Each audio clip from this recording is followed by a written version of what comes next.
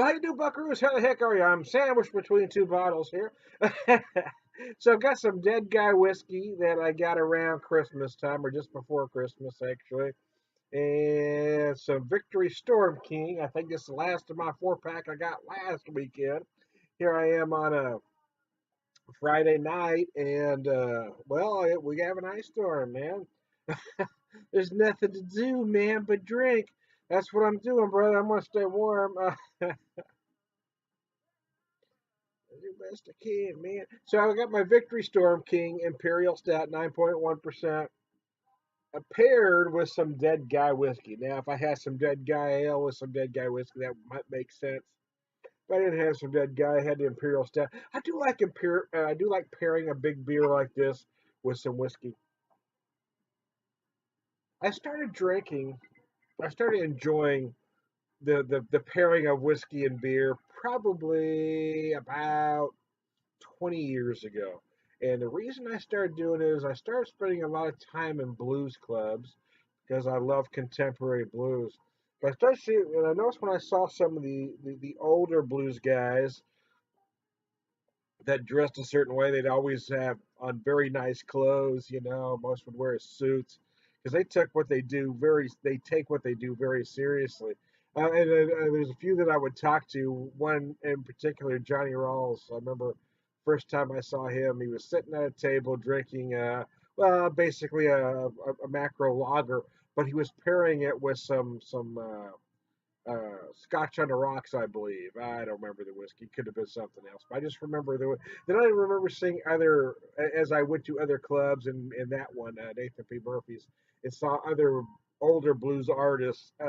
They would drink the same way. They would pair their beer with the whiskey, and I started drinking that and said, "Oh, that makes sense." I like the contrast. And for me, yeah, again, it's kind of chilly out tonight here in the Ozarks. Went all redneck on you for a second.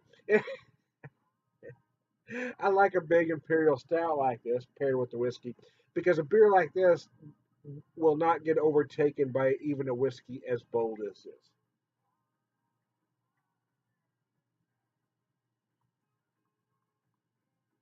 I like this whiskey a lot. I got to tell you, I love this Dead Guy whiskey. It is not a single malt whiskey, but it uses the malt bill that their beer does. 7 ingredients: two row uh, Meyer Munich. Oh, I can't read all the ingredients, but basically, there's a whole lot of malt in this, man. Uh, distiller's yeast, free range coastal water. I mean, it's just put together well. Uh, you do feel those beautiful malt notes. I kind of describe it as it doesn't really feel like a Scotch, doesn't feel like an American whiskey, doesn't feel like an Irish whiskey. It kind of feels like an amalgam of all of them. Obviously, it's made here. It can't be an Irish whiskey. But the point being, it has that feel. It's very smooth and it's very sweet, like an Irish whiskey. There was these whiskey blends several years ago. I guess it was probably a little over a decade when I first had them. There's John Mark and Robbo was the brand name, and they didn't distill. They blended whiskey, and I think they had three different ones, and I had a few of them, but the one that really comes to mind is the one they called the Smooth Sweeter one. It was a blend of Scotch and Irish. It had that, so it has some of the boldness of the Scotch with the smoothness, the sweetness of the Irish. It was very nice, and that's kind of what this particular whiskey reminds me of. If anybody out there ever had that whiskey that is no longer available, the John Mark and Robbo smooth, sweeter one. It was a very nice whiskey.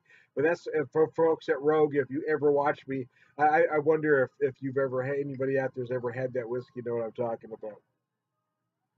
I don't know that. I don't think it was ever around for a very long period of time. It was a very nice whiskey though. But that's what this whiskey reminds me of because it is smooth and it is sweet. Was my point. I know I went a long way around the barn to get there, but that was the point, man. So what I poured in here was I have a shot glass here. Well, actually, it's a jigger glass, to be honest with you. My Jameson glass, and if you pour up to that line, it's an ounce and a half. What I poured in here was very generous. I poured myself two of those. So I've got 3 ounces on the rock, my great big ice cube there. So my wife has given me a little space this evening.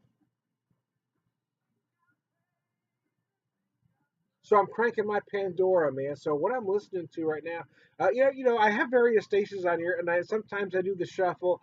Every once in a while, I'll be in the mood for a certain station. But a couple weeks ago, I guess I decided to. I recently heard the Neil Young or Buffalo Springfield classic, "Mr. Soul." It's like, man, I love that too. So I put in Mr. Soul and Mr. Soul Radio, and it started putting out this certain blend of songs. So the last couple of weeks, I've really been stuck on this channel because it's just been playing the songs I love to hear. Right now, it's playing the Creedence Clearwater classic "Lodi," I've always liked the song. But one reason I really like is one band I played in way back when, uh, '84 ish. A long time ago, man.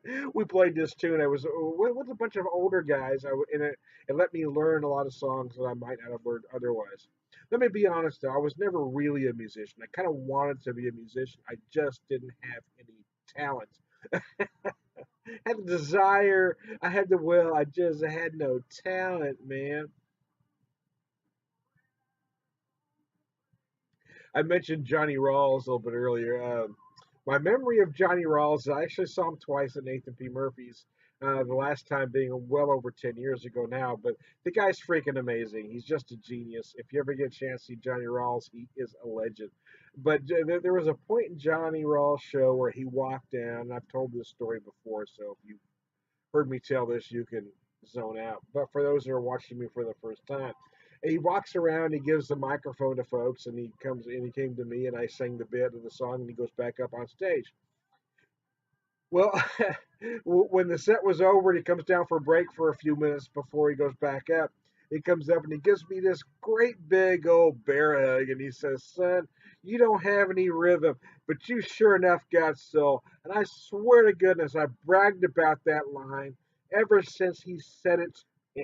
I have never forgot it. And I bet he doesn't even remember me or saying it to me. But it's one thing I will never forget because I think it's the greatest compliment anybody has ever given me for anything. You don't have any rhythm, but you got soul. To tell me for somebody like that to tell me I have soul, yeah, that is the greatest compliment I have ever been given. So Johnny, if you yeah, happen to be watching this old drunk, hey man, this one's for you. Yeah, I swear to goodness, that was the greatest compliment. I can't think of anything else, you know. Well, there are others, but this is what I'm dwelling on at the moment. Anyways, back to the whiskey, man. I had some Imperial Stout. Let's knock the whiskey back. So yeah, sometimes if you for me, when I was watching those guys drink, it was typically with a light lager and a whiskey, and that's okay. It was mostly done to wash that down. But I like pairing a big beer like this because both of these drinks have character. They're bold, so one of them doesn't cancel out the other, and that's why it works for me. Tom, why not drink a beer? Why do you have to drink beer and whiskey? Are you trying to get hammered? No, I'm trying to enjoy it. I don't drink either very fast, man. I don't drink a lot of either. You know, I'm gonna have this. I'm gonna have that. I may have another beer this evening, but this is all the whiskey I'm gonna have. It's about enjoying the complementing flavors. It's not about getting hammered.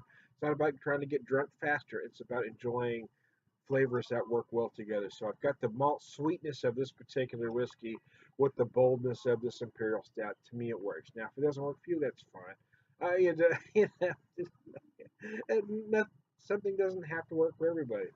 But yeah, I like it. I like the combination. It works for me. The Dead Guy whiskey runs about 40 a bottle. I got it for Christmas. Santa brought it to me, so I didn't pay for it. You know what I'm saying? Are you following me, people? No, I actually got a little break on the price. It happened to be on sale, but typically runs about 40 a bottle. And I kind of passed it by for a while, to be honest with you, because sometimes road products seem a little pricey for me. For a young whiskey, I just hated to spend 40. But now that I've had it, now that I've tasted it, and since I've done some research on it, well, it says right on the bottle that it's actually ocean aged for a year.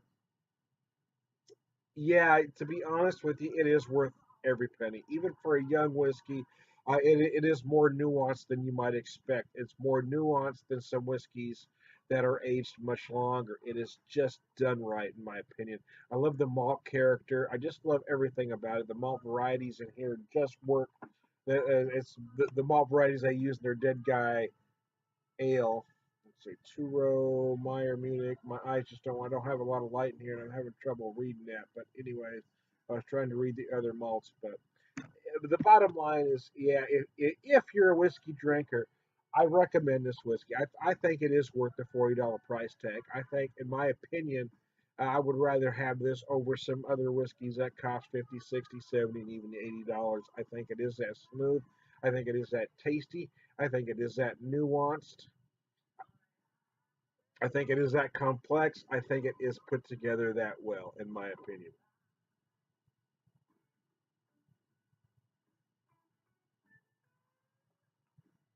It's smooth. It's sweet. It does. It does. To be honest with you, the more I drink this, the more it does remind me of a single malt Irish whiskey. I'm not saying this is a single malt whiskey. Don't get me wrong.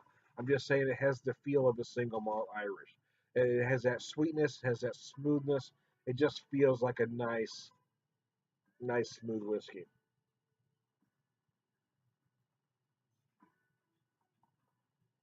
Doesn't feel like a bourbon. Doesn't really feel like a Scotch. It doesn't necessarily also feel like an Irish. It just kind of has that, it almost feels like kind of an amalgam of all of them. Bottom line, I like it, man. I think it's damn tasty, man. Tennessee whiskey from Chris Stapleton is playing right now.